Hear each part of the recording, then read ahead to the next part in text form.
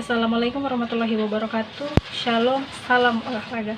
Perkenalkan, nama saya Meki Janut Epazero dengan NIM 2003015000006 dari kelas PJKRA. Pada saat ini saya akan menjelaskan materi tentang peran dan kedudukan olahraga dalam perkembangan nilai sosial. Yang pertama yaitu nilai sosial dalam olahraga.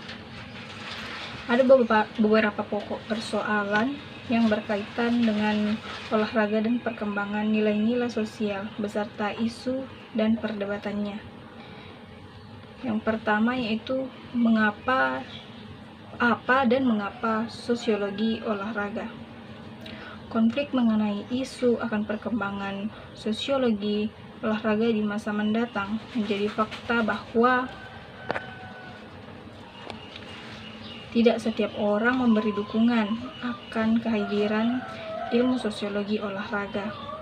Bahkan seringkali muncul pertanyaan, bagaimana kita berbuat dengan ilmu sosiologi olahraga?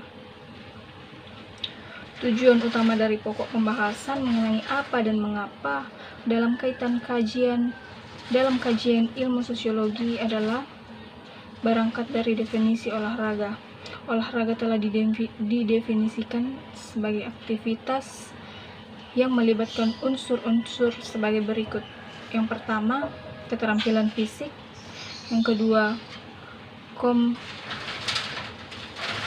kompetensi institusional.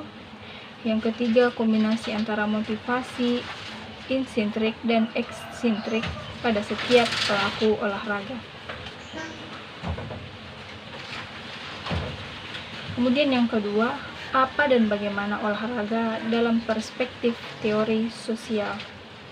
Pembahasan tentang apa dan bagaimana olahraga dalam perspektif teori sosial dimaksudkan untuk mengkaji secara lebih mendalam mengenai berbagai fenomena sosial yang muncul dalam dunia olahraga, sehingga diketahui dan dipahami hubungan antara olahraga dan masyarakat. Dalam kaitan itu terdapat 4 kerangka teori yang berhubungan dengan olahraga dan masyarakat. Yang pertama yaitu teori fungsional. Teori fungsional ini menawarkan suatu kejelasan mengenai keterlibatan olahraga dalam kehidupan para atlet dan penonton. Kemudian teori konflik mengidentifikasi persoalan serius dalam olahraga dan menawarkan suatu penjelasan bagaimana dan mengapa para olahragawan dan penonton dieksploitasi untuk urusan bisnis. Kemudian teori kritis menyarankan bahwa olahraga berkaitan erat dengan hubungan sosial yang kompleks, di mana perubahan-perubahan yang muncul selalu berkaitan dengan aspek politik, sosial, dan ekonomi.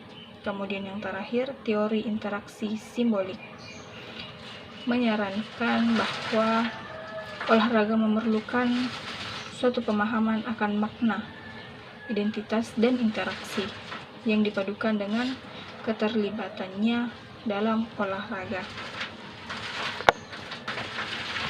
Kemudian yang ketiga yaitu olahraga dan perubahan paradigma hidup manusia. Struktur kompetitif dari orientasi kompetitif yang mencangkup dalam olahraga terkait erat dengan struktur budaya dan struktur sosial. Pada masyarakat sosialis, tekanan olahraga pada dimensi kompetitif diarahkan tekanannya pada dimensi kooperatif dalam membangkitkan semangat. Sementara pada masyarakat kapitalis dan sosialis, olahraga diangkat kembali pada aspek ideologi politik. Namun begitu, sejauh ini ada keyakinan bahwa keikutsertaan dalam olahraga bisa membentuk karakter atau perilaku menyimpang, terutama pada berolahraga kompetitif, di mana sikap curang akan karena ingin menang seringkali muncul pada masing-masing atlet. Ini harus dihindari karena agar nilai-nilai sportivitas tetap dijunjung tinggi.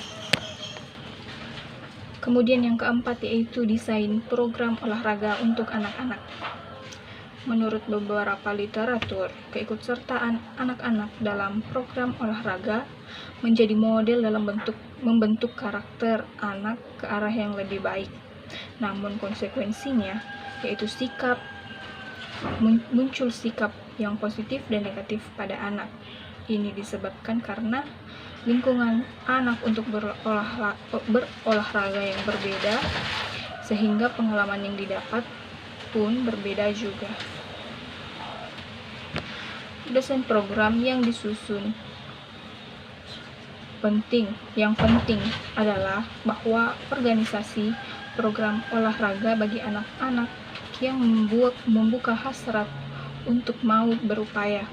Dengan demikian, saat mereka dewasa, mereka dapat melanjutkan niatnya menjadi atlet yang unggul, yang dapat mengharumkan nama bangsa dan negaranya, didasarkan pada tujuan yang berbeda.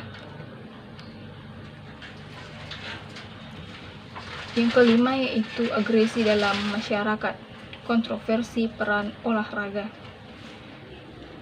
Sampai saat ini ada kontroversi peran dalam olahraga kehidupan masyarakat. Sebagaimana ada berpendapat bahwa olahraga merupakan obat yang berpengaruh positif terhadap masyarakat, dan ada pula yang berpendapat bahwa olahraga menjadi penyebab atau pemicu munculnya perilaku agresif atau menyimpang. Banyak orang membantah bahwa olahraga adalah obat untuk kekerasan yang muncul di masyarakat. Namun, keikutsertaan seseorang dalam olahraga tidak dapat membantu yang bersangkutan untuk mengurangi rasa kejenuhan atau stres dalam kehidupannya. Di samping itu, bantahan orang sebagai obat,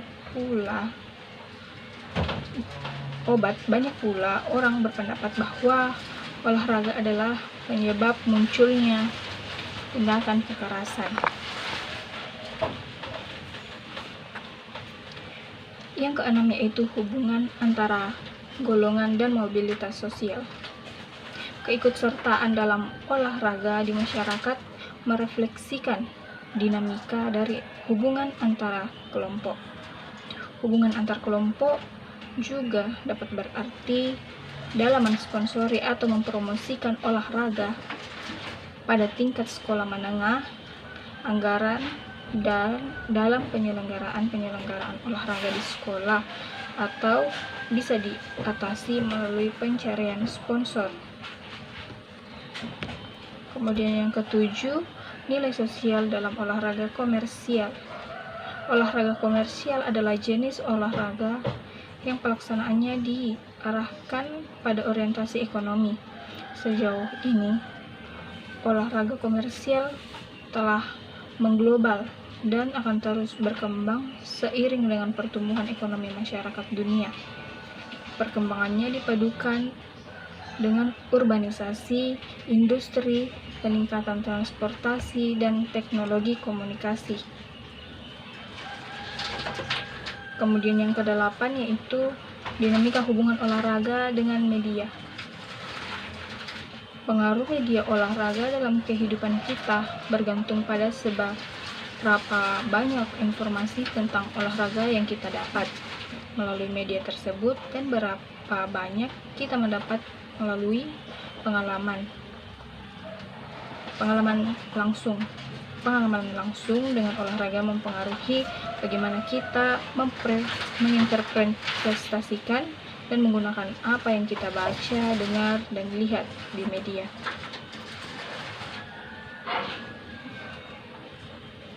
Kemudian yang ke-9, hubungan olahraga dengan politik. Beberapa keterlibatan pemerintah dalam olahraga adalah ingin merubah masyarakat seperti yang pertama, melindungi dan memelihara masyarakat. Yang kedua, mengembangkan kemampuan fisik dan kebugaran jasmani masyarakat. Kemudian yang ketiga, meningkatkan harkat dan martabat kelompok masyarakat. Yang keempat, menanamkan rasa solidaritas antara warga masyarakat. Dan yang kelima, meningkatkan nilai legitimasi sistem politik dan kekuasaan.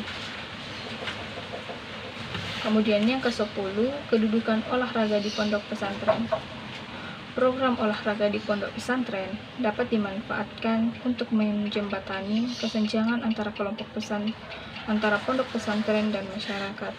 Namun saat ini program tersebut dikontrol oleh orang luar pondok pesantren, maka ada kecenderungan bahwa tujuan pembinaan olahraga